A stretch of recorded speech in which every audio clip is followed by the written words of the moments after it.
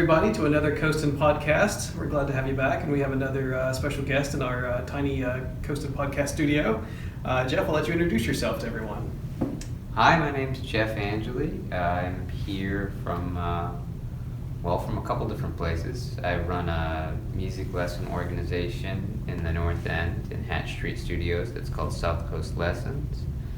And I am the person who's responsible for all of those crazy fiddle jams that have been popping up in different places in the last couple of years through an organization called Old Time Fiddle Session as well. So that's fun. And you're here to talk about a concert you've got coming up this weekend with the Breaking Up Christmas. It's true, yeah. I have a really, really big show. We do quarterly events in addition. Step it back a little bit. Old Time Fiddle Session does monthly events, mostly free old-time fiddle jams.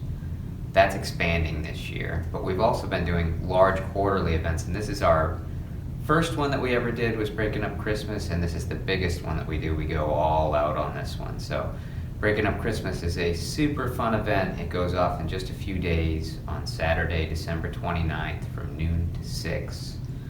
It's going to be in Hatch Street Studios on the second floor, and we just have all kinds of fun things lined up for you. Excellent. And how did you, I guess tell me a little bit about yourself. You're from the region originally? I grew up in Taunton, right in the center of Taunton. Lived there until I left for college. And after that, I roamed around a little bit for a year or two, and then settled down in the New Bedford area for most of my post-college days. I spent a couple of years in North Carolina, and a couple of years just generally traveling. But I've been in and around New Bedford most of that time. And did you come from a musical family? Did you grow up playing music? Did your parents, or is this kind of an addition later on in life? Well, I played music from a young age, and I was always encouraged to play. But my parents don't play instruments. I often credit my grandfather, my voo-voo, with being the person who really brought a lot of music into my life. He had a huge record collection and just a wide palette as far as taste goes. And he was a big gardener.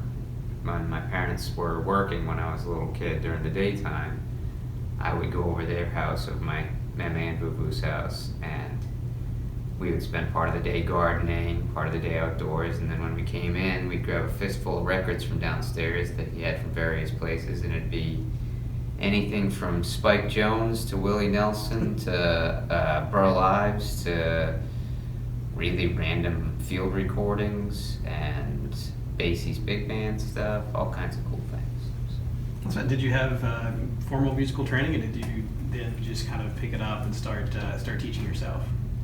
Well, kind of both, in a way. I feel lucky in that I've had the best of both worlds that way. I took trumpet lessons when I was in school. I was in a school band playing brass.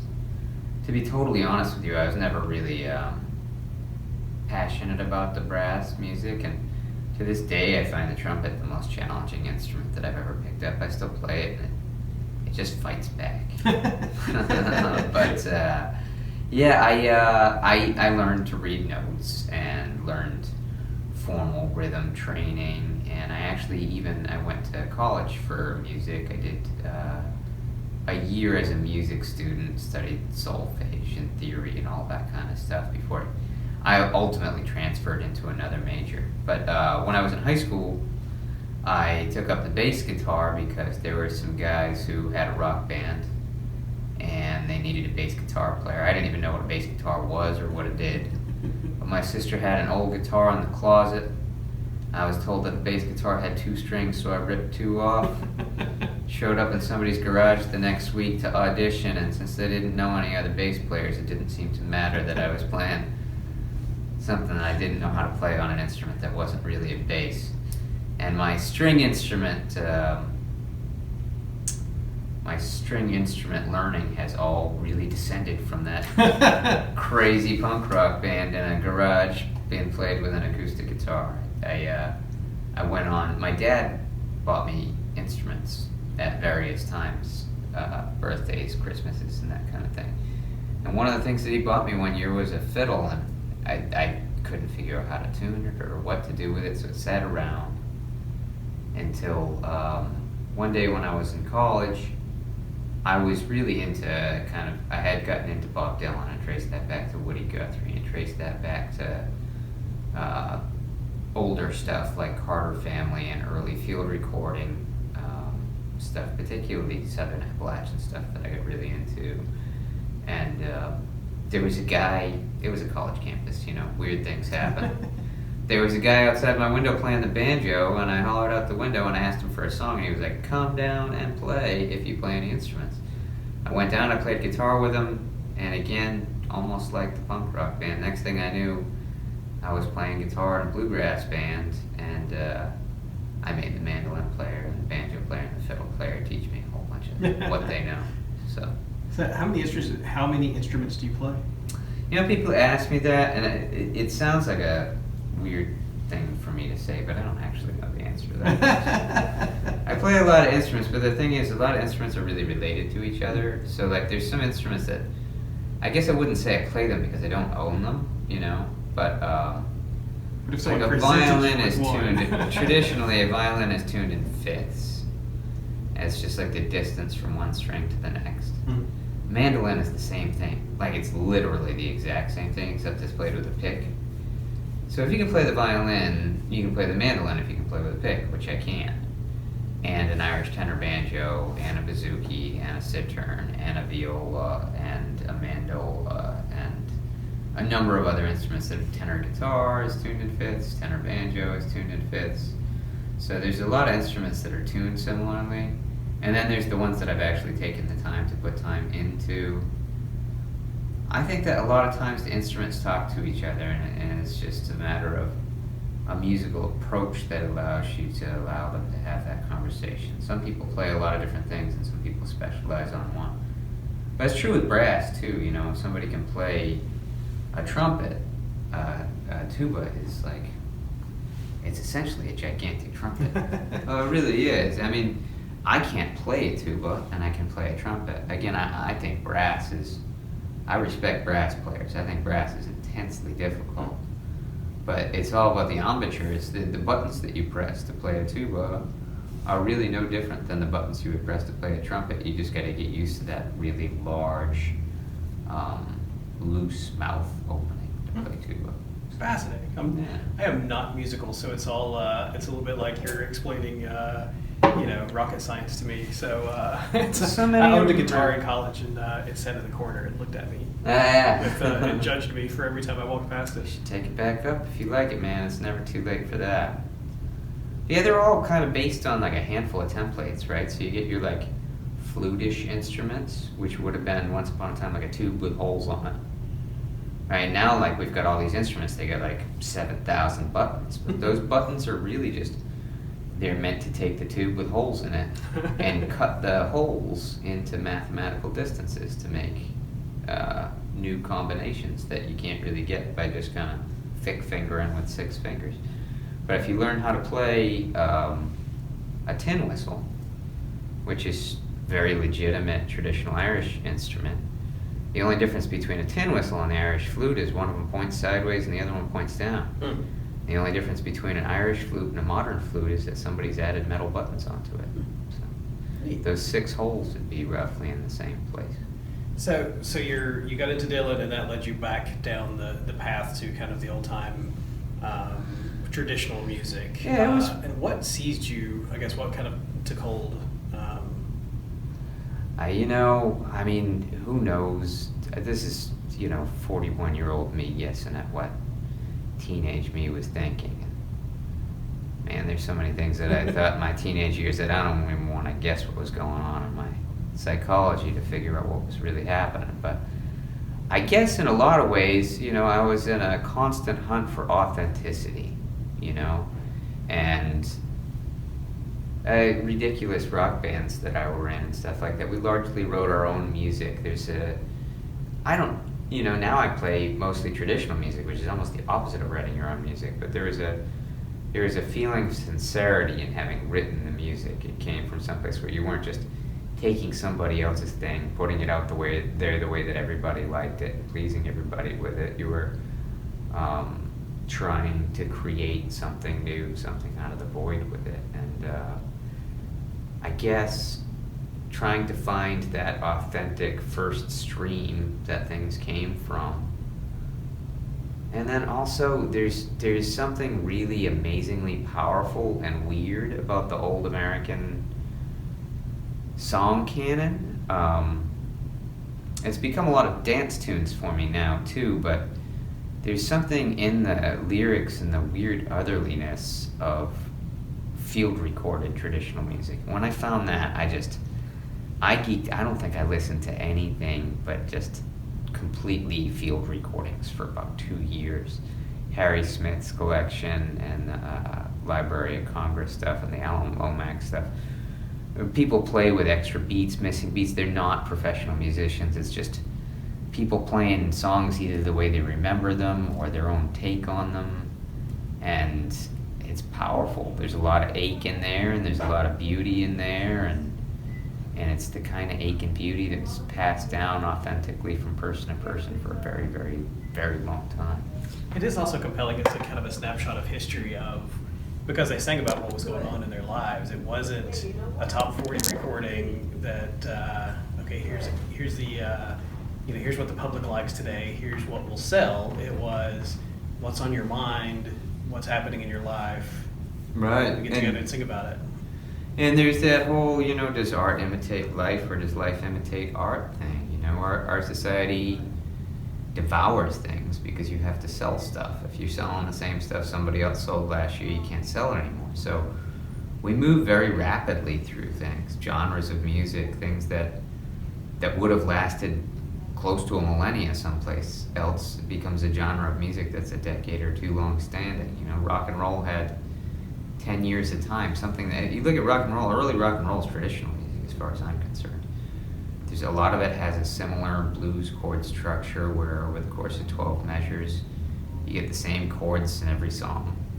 They had sets of dances they weren't square dances or contra dances, but people knew how, they had names for the dances in the early 60s, right? People could mash the potato or mashed potato or whatever, just do the twist. Those kind of things, at some point not that long after that, we got away from the traditional structure of music, and I think ultimately commercially that's very successful, but it separates the music from the people in a large way too, because it makes your music another commodity that you purchase and less a part of the fabric of the community that you're part of. Interesting. And you said you spent some time in North Carolina. Did the music lead you to that region, or did you go and just kind of continue discovering while you were there? I married somebody from North Carolina, so we got married in North Carolina, and I moved closer to my in-laws for a couple of years. Were you introduced to the Breaking Up Christmas celebration there? Well, the tune is pretty familiar to a lot of old-time players because it was recorded, I think more than once, by Tommy Jarrell. Tommy Jarrell is probably the #1 most recorded old-time fiddle player. If he's not the most recorded old-time fiddle player that was a primary source, he's up there. And his style is really, really captivating. He also was a wide-open book, which is not true of a lot of these guys. A lot of people, in the 60s, there was a folk revival. There was the Back to the Land revival. There were a whole bunch of different revivals. And one of the things that a lot of people caught on to was this old-time fiddle tradition. It's exciting. And when you first discover it, if you jump in whole hog, it's all-encompassing. And I've been at playing old-time music for a long time, and I'm always finding new tunes and new players and new traditions, and it's a big thing that you can geek out on for a really long time. Tommy Jarrell was a guy who, if you showed up at his house, would let you tent in the backyard, and if you wanted to learn a tune, he was retired and he was around, and he'd play music with you the next day. And he didn't care if 20 people had showed up last week. He was happy to just play. And so he was a really, really popular source. He was recorded a lot of times. He was a charming person. And, you know, I mean, you could be a charming person and not want that many people to be visiting your house. But he was also a really gregarious kind of fellow who didn't mind the company. And so he has a really casts a very large shadow on the way things are done these days. But the actual tradition, after my digression, of breaking up Christmas is a North Carolina and Southwest Virginia tradition. And I was in Watauga County, North Carolina for a lot of the time that I was there, just up near Boone, Appalachian State area. And yeah, so breaking up Christmas is a thing up there. I never went to a breaking up Christmas party or celebration when I was there. It was, you know, it's like here. We were just talking off air about how if you were a contra dancer, you'd know that there's a place that you can dance just about every week in this area. But if you're not, and somebody told you that there were live fiddle music dances just about every week in this area, you go, no, that's just totally not true. It's the same thing with the breaking up Christmas tradition. I think it was a rural tradition in the area that I was in that was connected to long-standing families from the area that I didn't actually have a relationship with. Yeah, it was interesting. You know, I grew up in Central Appalachia, just a few hours away in the same mountains, but it really wasn't. That wasn't part of the tradition there. You know, we definitely had the old time music and the fiddle music and square dances and things like that. But the breaking up Christmas, I had a columnist at another newspaper I worked at who spent a lot of time in North Carolina, and he would write about it. Mm-hmm. But it's interesting. It's a very regional thing that's popular. You know, in these small pockets of kind of a largely isolated region. So it's true. The style that Tommy Jarrell, Fred Cockrum, some of the other players from that area played in is now known as a round peak style, which is the name of like a unincorporated township of like 200 people that's in the near vicinity of where Tommy Jarrell lived. And a lot of players all over the country emulate the round peak style, and that's a song that's central to the canon, or a tune rather, that's central to the canon of round peak playing. So it's spread. The tune has spread, but I think that the actual tradition, the party tradition, is still a pretty small rural tradition. A couple counties of North Carolina and Virginia. So what made you want to bring it to New England? Well, that's part of a bigger question in general, I'd say. I mean, the old time fiddle session and community gathering thing started a couple different ways. Again, that's the name of the organization that puts on the event. When I was in college, like I said, I ended up in with these bluegrass musicians, and I loved playing bluegrass, but even bluegrass wasn't quite where I wanted to get to. I wanted to be playing older, weirder music. Anyway, I really enjoyed playing both old time and bluegrass music with folks that I knew up at school. But when I would come home, there was like no place to play that music at all. And I found myself going to the same Irish session, and I don't, to this day, I probably know a dozen Irish tunes. I knew more when I needed to know. There's a pub in Easton. It has another name now. I can't remember what it's called now. But for a long time it was called the Blackthorn Pub, and it was owned by a man named John O'Connor, who was a retired math teacher from the Brockton Public Schools. And John was passionate about that pub. He put everything he could into making it a real, I'd say it's more English style than Irish style, but it was the kind of pub where people would sit with people that they didn't know to sit around a session. You know, and when I was in college, I did some traveling. I went to Ireland. I spent close to a year total in Ireland. And these are the things that struck me. Like, you'd go to a music session, and it'd just be a few people with no microphones around a table in the corner of a room. And then these long tables, right? Like a table that's like, the kind of table that you put it in a restaurant around here, 3 people will sit at it, and then there'll be 7 empty chairs. But in their pubs, what would happen is it'd be like, 10 people who showed up separately, all sitting in chairs next to one another, and you talk to the person who's sitting next to you. Maybe it's somebody that you knew your whole life. Maybe it's somebody like me who happened to be traveling from America. You meet somebody, have a conversation, hear some music. The music's not blasting out through some speakers at you where you can't talk, but it's also given a ton of respect, and it's really the thing that's bringing people to that big table to all sit down next to each other. And when I had children, when I had my daughter, when my daughter was born 8 years ago, my entire view of music changed. I had previously been doing a lot of songwriting too, traveling to get my songs out there, and then here's my daughter.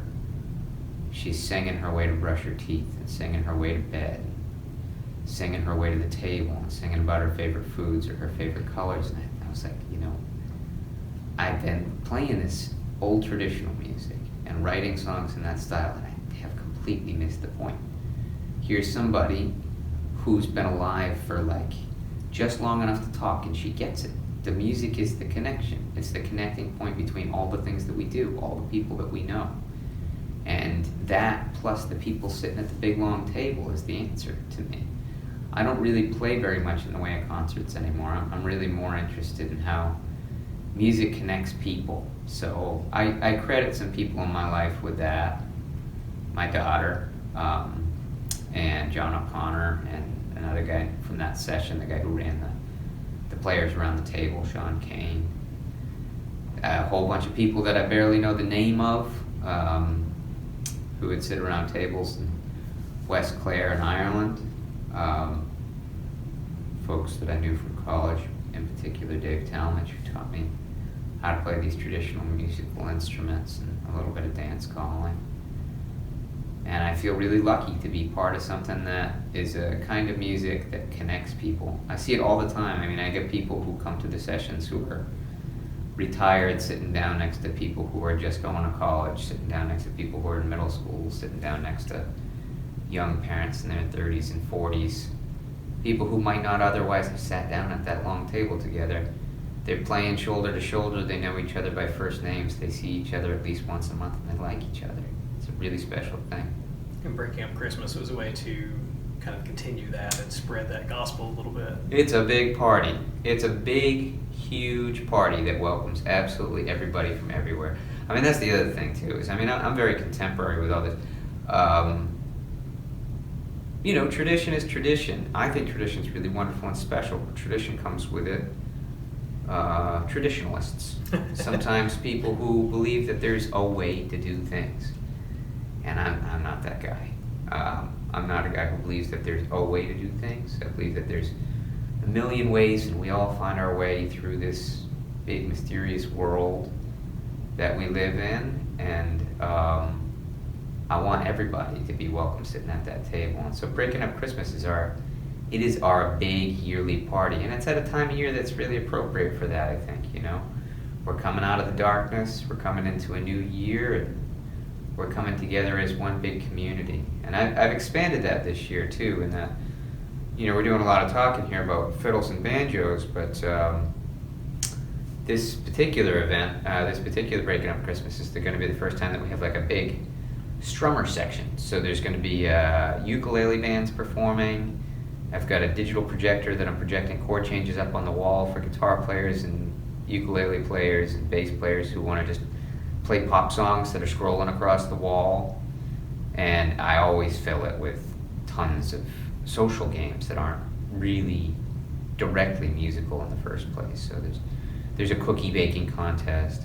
We have a cakewalk, which is it's musical in that it's like a game of musical chairs to live music. Always have the full event's worth of time in organized children's activities. In this particular event, because we're close to New Year's, we have a group called Elements Learning Collaborative. They're nature-based elementary and pre-elementary school that's going to come in and do mask making for a masquerade parade that we do at the end of the event. So it's a lot of stuff that just kind of brings people together. The whole idea is, you can come and you can totally come and listen and just relax and enjoy. You're welcome to be whoever you are when you come. Whoever you are, wherever you are welcome. But also, if you want to participate in any way, there are, I don't even know how many opportunities there are. There's games, there's prizes. Come bake cookies. I mean, you don't bake them at the event, but you can get in touch with us. Enter the cookie baking contest. The judges are the people who come to the contest. You make a bunch of bite-sized cookies. We eat the cookies. We tell you which ones we like. It's all about the people who come and them having a good time. Excellent.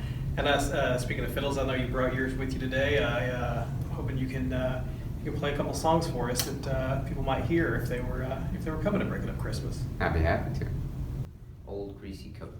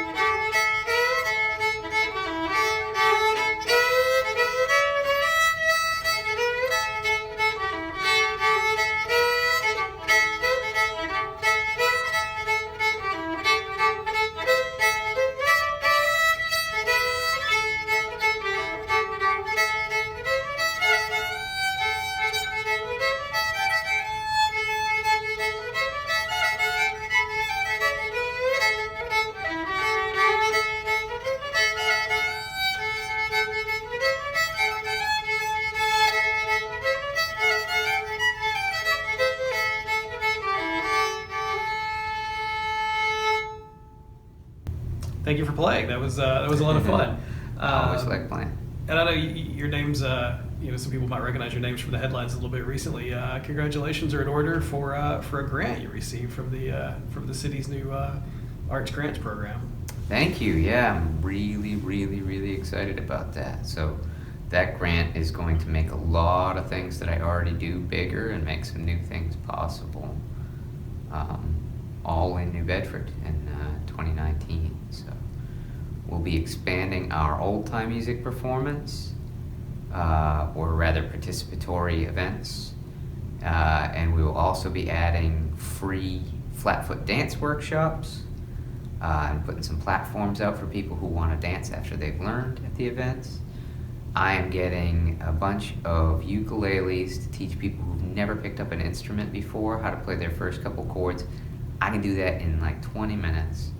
And then we throw chord changes up on a projector screen, and you'll be sitting in a beautiful park on a, warm summer Saturday night, having yourself some dinner or some dessert and strumming along with chord changes on an instrument you never played before, learning how to play uke. And I'm also going to be doing some traditional old-time sings where we just like give people sets of lyrics. You don't need an instrument at all, kind of like a pub sing kind of thing where people just sit where they are, join in singing if they want to, or just be around. It's a powerful thing, and hearing just a voice unaccompanied, having a whole bunch of voices going at the same time on songs is really special. So that's fun, and it kind of continues your kind of theme of using music as a community building tool, and kind of bringing people together. And you don't have a lot of barriers if you're singing a song with someone. You're just two people enjoying the same thing. So I think that's a powerful thing. Yeah, and it really breaks barriers in a lot of ways too. And that, like, the thing that I've seen the most over the years teaching lessons is there's too many people who are afraid to sing. We all have a voice, and I've seen people who come in and they're afraid to ever use their voice and sing because somebody told them once upon a time that they didn't have a voice. I've seen other people who they're hiding their light under a bushel. They think that they got something to hide, and there's nothing there to hide at all.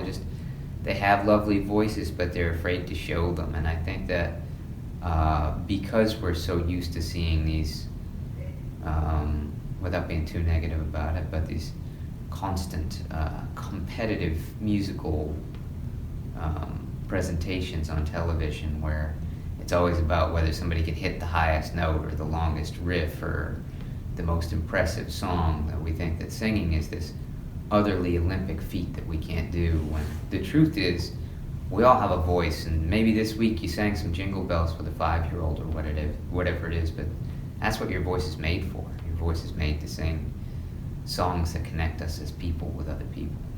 And so you mentioned the lessons you do. I know Steve Froyas in his State of the Arts column, to plug the print edition of Coastin this week, is talking a little bit about some of the inhabitants, we'll call them, at Hatch Street Studios, who are spreading their, spreading the gospel or spreading some skills and teaching lessons to other people. I know he mentioned you in that column. Yeah, and I actually like being called an inhabitant too. It's in keeping with my almost homeless appearance. Those of you who can't, I don't know if you can see me in this or not. There's a camera here, so you probably get to see my, I think I remembered to shave in 2014 look, and the hat that I've been wearing for the last couple weeks. But anyhow, yes, I do. I love being in Hatch Street. It's been wonderful being there. I've been there since February. Been teaching lessons for a whole lot longer, but Hatch Street's wonderful. I'm across the hallway from an aerial arts instructor, 3 doors down from a woman who teaches clowning arts, down the hallway from a woman who teaches realistic drawing classes. So that's Overhead Arts and Daisy Dot School of Clowning and Catherine Carter. And my business is called South Coast Lessons. And we teach instruments, all different kinds of instruments, traditional instruments, but also school band instruments and rock band instruments. I've got, since I moved into Hatch, I've run into some opportunities that I didn't have where I was before. I've been able to expand, and I do a couple things on larger scale and differently than I did before. I've got a team of teachers, so more available times for individual lessons for people who are interested, with some great folks who are really specialized in some wonderful things. And also, I have 1,700 square feet of space. So where before I was doing some small scale group lessons, I have big group lessons now, which is really great because it brings the community in. The group lesson is such a neat dynamic because I am able to offer the classes for about half the cost that they used to be. The length of time of the class is about double what it would have been. You take an hour class instead of a half an hour class. And then you get in with a group of people who are interested in something that you're interested in. So some of these classes turn into something that's not that different from joining a weekly poker game or a quilting club or whatever. You make friends who have similar interests to you. You get together, you do some of that, and some laughing and talking about the week and connecting and touching base and having ultimately in the end, the same things that you get with any touchstone. The people who are the people you can kind of tap when you go, yeah, things actually didn't go my way this week. I got these people I can tell about it, yeah. And then you can sing a song with a ukulele and kind of take your mind off it, and it's a special thing. So what are the classes? What are the instruments that you that people can learn? So individual lessons, like I said, they're across a huge spectrum. We've got all your standard, mostly acoustic instrumentation. We teach electric guitar and bass, but then, guitar is a guitar. So acoustic guitar, upright bass, ukulele, violin, fiddle in various styles, old time, Irish. I have a woman who specializes in the Irish stuff. Banjo, I'm sure I'm leaving out like everything. Trumpet lessons. Ukulele. Ukulele lessons, lots and lots of ukulele lessons. Vocal teachers, piano teachers. And then for group lessons in particular, I have 3 leveled sections of fiddles. I have group banjo lessons. I have leveled sections for ukulele. And I have a really, really, really exciting set of kids programs. I have this one program called A Growing Tradition that it's just filling up like crazy right now, and I can't be any more thankful for it. But it's built for kids between 6 and 10, a little squishy on the top. I'll let people go to 11, but the 6 is pretty hard and fast. Where what I do is I teach kids how to play traditional music, and the way that we do it is we get them singing first so that they really know the melodies of the songs. This is the biggest impediment to learning traditional music, is we're not connected to that tradition to begin with. So a lot of these tunes have a set of lyrics to them. You sing the lyrics, and then I'll teach a simple barn dance to it. So they're dancing and getting their bodies moving to it, which young bodies want to do anyway. Even, not just young bodies, but young bodies, it helps them remember, the lyrics. So we're learning the lyrics and the dances to the songs, and then I take ukuleles and a special set of strings that I've ordered custom, and I retune the ukulele so that they're tuned like mandolins. And this is important because to play a mandolin, somebody told me recently that it takes 80 pounds of pressure to press down the strings on a mandolin. It's just not possible for little fingers, but the size is perfect, and the tuning is the same as a fiddle. So if you take a ukulele, which is easy to press down, you put on these custom strings, you get your players in the group who are out $45 for a ukulele and a set of strings. They learn how to play the mandolin for the tunes that they already know how to sing and dance to. And then by the end of the class, we're picking up the fiddles, which I supply, and the fiddles are tuned the same as the mandolins. So then you just have to figure out how to balance these crazy bows to make the fiddles work. That's amazing. That's fun. So it's a class with singing, dancing, mandolin, and fiddle instruction for everybody who comes to it. So, that's excellent. Yeah. Well, Jeff, I appreciate you coming in. We look forward to seeing you breaking up Christmas, and thanks Thank for you. playing some tunes for us. Yeah, We appreciate it. Thank you.